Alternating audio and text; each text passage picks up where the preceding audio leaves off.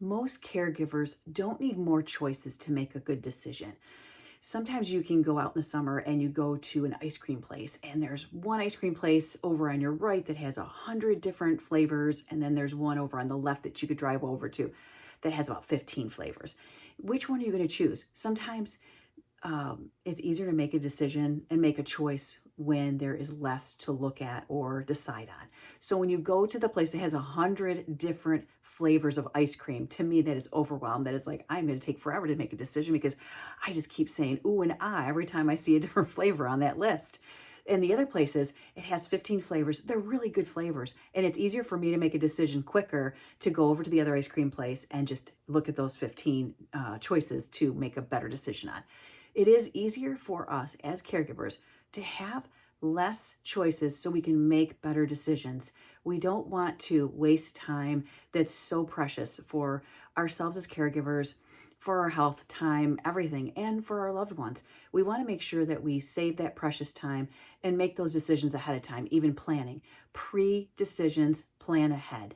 Make sure, one, who to call. Make that list. Have that list in place, because when you have those lists, that's going to help you next time when somebody goes in the house and says, "Oh, I don't know so and so's number. I don't know the neighbor's number, and she can go over and help mom with the dinner. She said she would."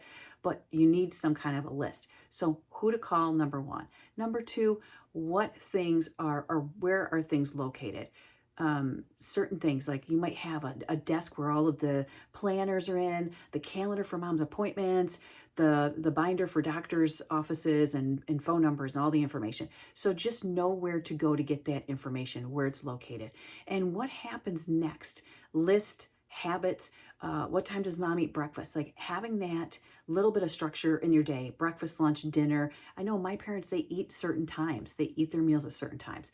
Mom doesn't really eat breakfast. She just has coffee. She likes lunch and dinner, and that's it. But that's her normal. So it's nice because when you know that there's less choices in things, that we can make the better decisions for us and for our family members. I mean, we're not going to give our loved one, a family member, a menu with 50 different things on it for breakfast and say, we'll cook you anything on there. We're going to give them like probably 5 choices or 3 choices or something.